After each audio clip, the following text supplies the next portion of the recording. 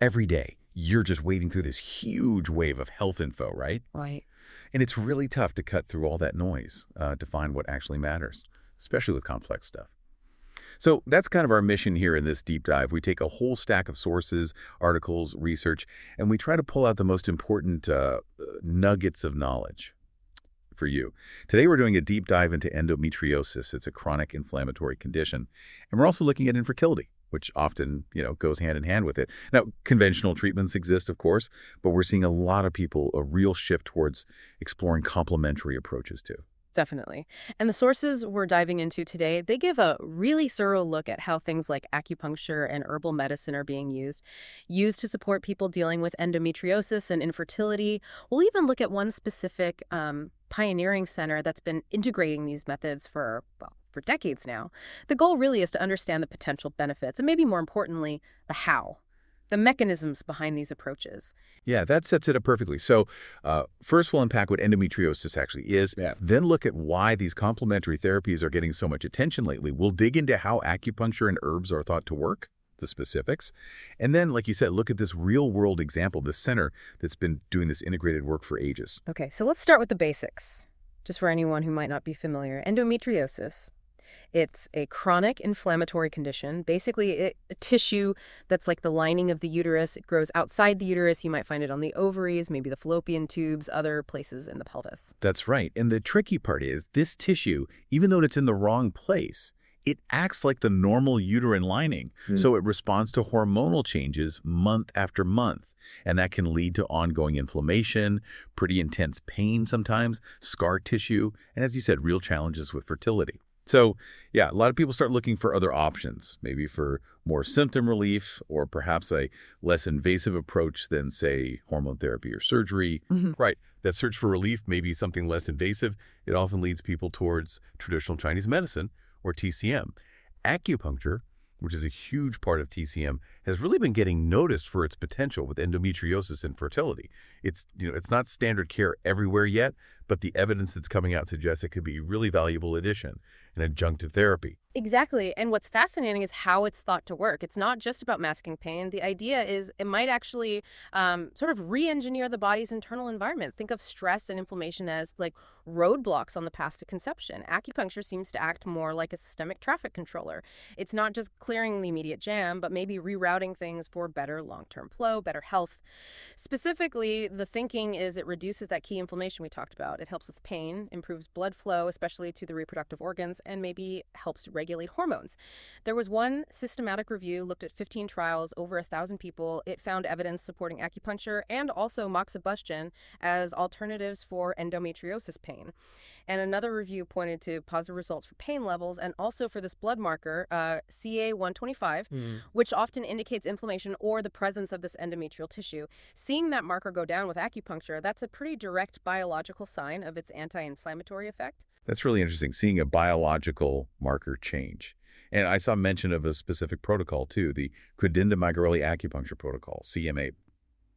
It seems to focus on very specific acupuncture points during particular phases of an IVF cycle. And this structured approach, well, studies suggested it showed promise for improving pregnancy rates in IVF patients who also had endometriosis, higher rates compared to control groups. Right. And if you connect that to the bigger picture, the underlying mechanisms are thought to involve modulating the immune system, reducing oxidative stress, influencing that whole communication pathway, the hypothalamic pituitary ovarian axis, the HPO axis. Basically, it's all aiming to create a more favorable environment for conception. And while, yes, we always need more large-scale research, it seems to offer a pretty low-risk option to complement conventional treatment. It's really about kind of fine-tuning the body's own systems. Okay, so acupuncture is working on these systemic pathways. How do herbal remedies fit in alongside that? That's where custom herbal medicine comes in, right? Yeah. Often prescribed in that same TCM framework. Another natural approach. Exactly. These herbal formulas typically aim to help regulate hormonal cycles, reduce inflammation even further, and just generally improve reproductive health. A lot of herbs have known anti-inflammatory properties. They can directly help with the pain and discomfort of endometriosis, like curcumin, for example. It comes from turmeric. Everyone knows turmeric. It's well known for being potently anti-inflammatory. And research suggests it might help regulate hormones, maybe slow the growth of that endometrial tissue, and soothe inflammation by reducing estradiol production and suppressing how the tissue migrates. Wow, it's amazing how specific some of these herbs can be. I also saw peppermint mentioned. How does that fit in? Is it just for cramps, or is there more to it with its antioxidant properties? Good question. Peppermint does have those antioxidant properties, and yes, it's known for easing menstrual cramps, but that broader impact on oxidative stress could contribute to a healthier inflammatory response overall, beyond just cramps. And then there are herbs focused on hormones. Vitex, also called chaste tree, that's traditionally used for a lot of gynecological issues. It might help balance hormones, regulate cycles, potentially improving fertility for women with endo. Then you have something like ashwagandha. That's an adaptogen. It helps the body handle stress. And stress is a big deal with endometriosis, because of the chronic pain and the fertility struggles. So by lowering cortisol, ashwagandha might indirectly help create a more balanced hormonal environment for conception. Which, brings up a really important point for listeners. These herbs, they aren't miracle cures, but they can be really effective for managing symptoms and supporting the body. But, and this is critical, you absolutely need to consult a qualified professional, a healthcare provider or a licensed TCM practitioner. They can guide you on proper dosing and make sure there aren't any interactions. These are potent substances. That makes total sense. Okay, so with acupuncture and herbs in mind as complementary tools, let's look at this real-world example, the Berkeley Center for Reproductive Wellness. They've apparently been doing this for over 2 decades. Yeah, and what's really interesting here is the Berkeley Center, founded back in '97, it wasn't just another clinic popping up. It actually holds the distinction of being the very first center in the U.S. to dedicate itself exclusively to integrating these, time-tested Eastern therapies with Western medical approaches, specifically for fertility. So their 27 years of clinical experience, it's not just about being around a long time. It means they've developed some really unique protocols. They have a deep understanding of how these things work together. And they've built strong relationships with leading reproductive endocrinologists, REIs, especially in New York City. And the founder, Mike Berkeley, seems central to this. His dedication apparently comes from a pretty personal place. It does, yeah. Before he even became an acupuncturist, he and his wife went through their own infertility struggles. They had several failed attempts with conventional treatments and then found success with acupuncture and herbal medicine.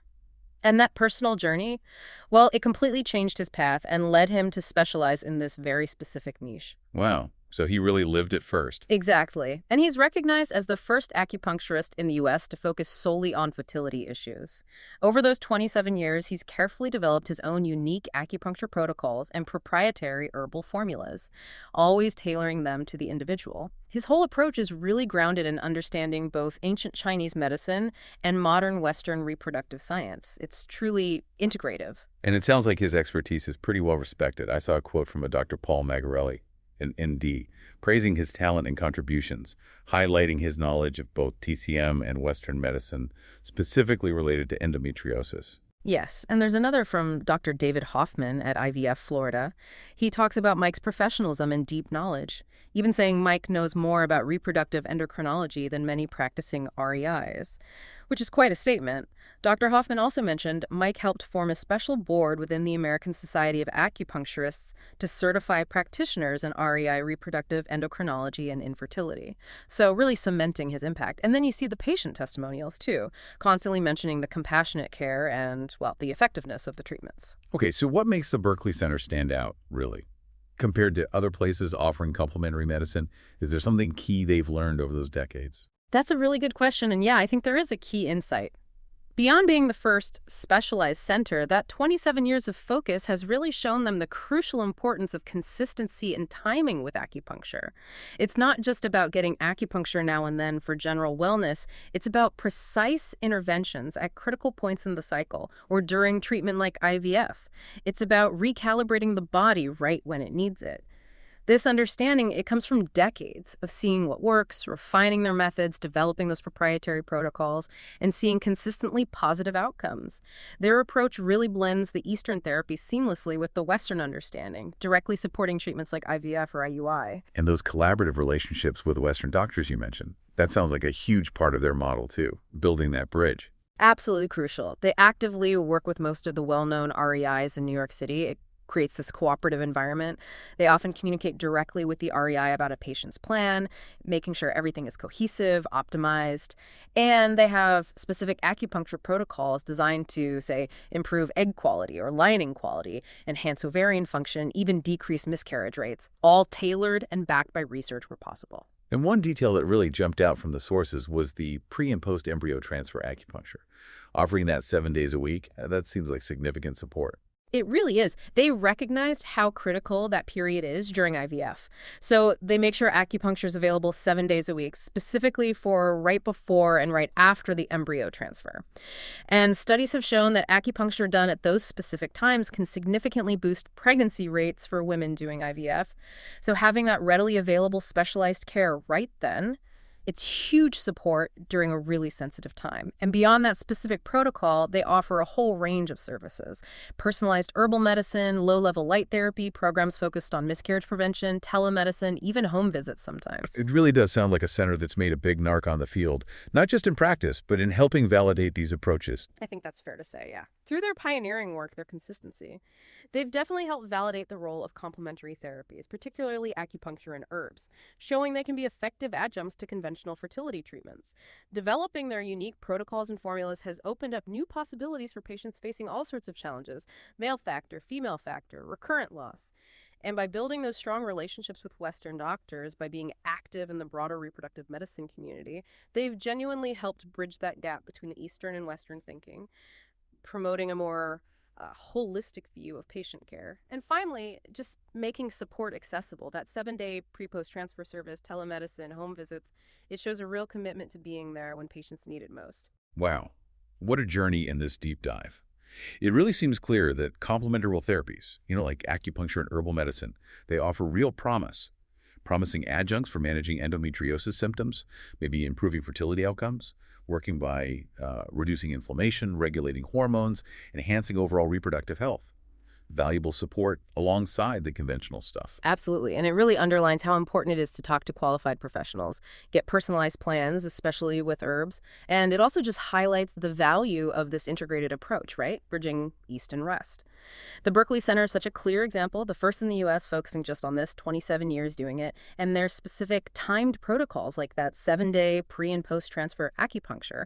Studies suggest those can significantly increase IVF success rates. It's quite compelling. So, taking a step back, what does all this mean for you, the listener? Maybe beyond just fertility.